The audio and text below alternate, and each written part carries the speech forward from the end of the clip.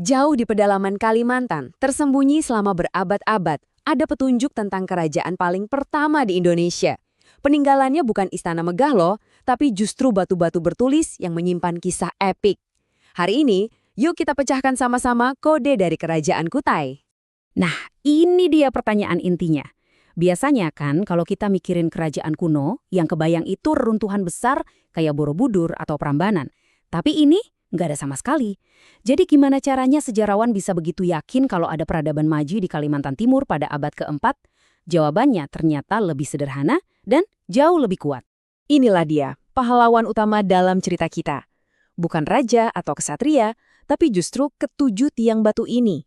Mereka ditemukan di Muara Kaman, di tepi Sungai Mahakam, dan mereka seolah berbicara kepada kita melintasi waktu selama lebih dari 1.500 tahun. Jadi, Yupa itu sebenarnya apa sih?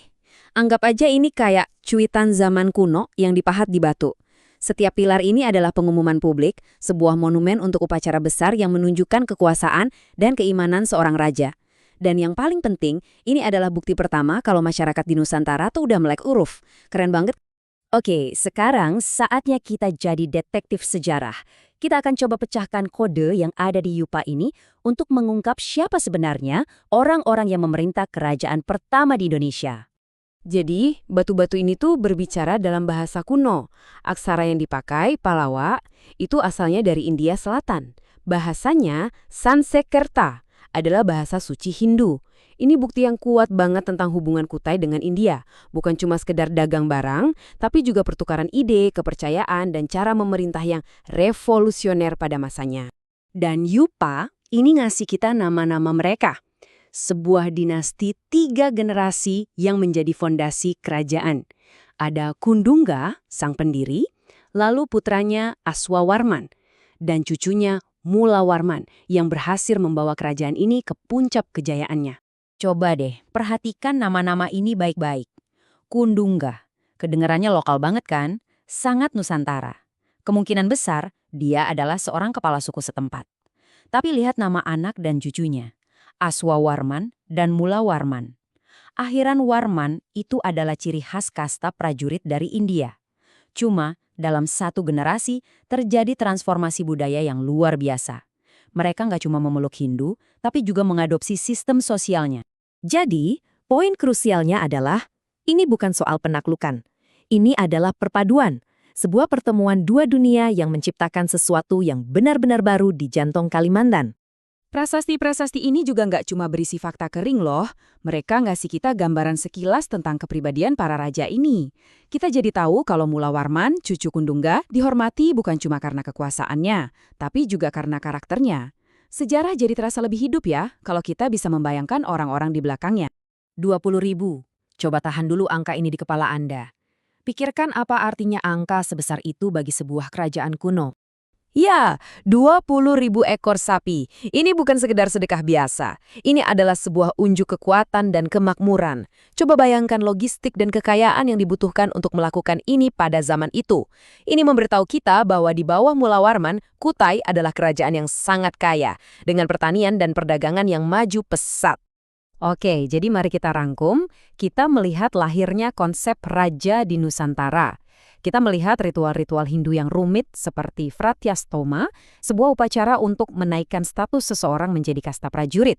Dan yang luar biasa, para pendeta lokal mereka bahkan sampai menguasai bahasa Sanskerta yang sulit itu. Semua ini adalah tanda peradaban maju yang didukung oleh ekonomi yang kuat. Setiap kerajaan besar pasti punya awal, puncak kejayaan, dan juga akhir. Nah, kisah Kutai di bagian ini jadi sedikit rumit karena melibatkan kebingungan nama yang sudah berlangsung selama berabad-abad. Yuk kita luruskan sama-sama. Ini pertanyaan yang bagus. Dari tadi kan kita membahas kerajaan Hindu dari abad keempat. Tapi mungkin Anda juga pernah mendengar tentang Kesultanan Kutai yang beragama Islam. Loh kok beda? Apakah mereka ini sama? Oke, pertama ada yang namanya Kutai Martapura. Inilah kerajaan yang kita bahas dari awal. Kerajaan Hindu kuno yang buktinya adalah prasasti Yupa. Nama Martapura ini kemungkinan adalah nama asli kerajaannya. Lalu, hampir 1.000 tahun kemudian, sebuah kerajaan baru muncul di hilir sungai yang sama, namanya Kutai Kertanegara. Kerajaan ini pada akhirnya menjadi sebuah kesultanan Islam.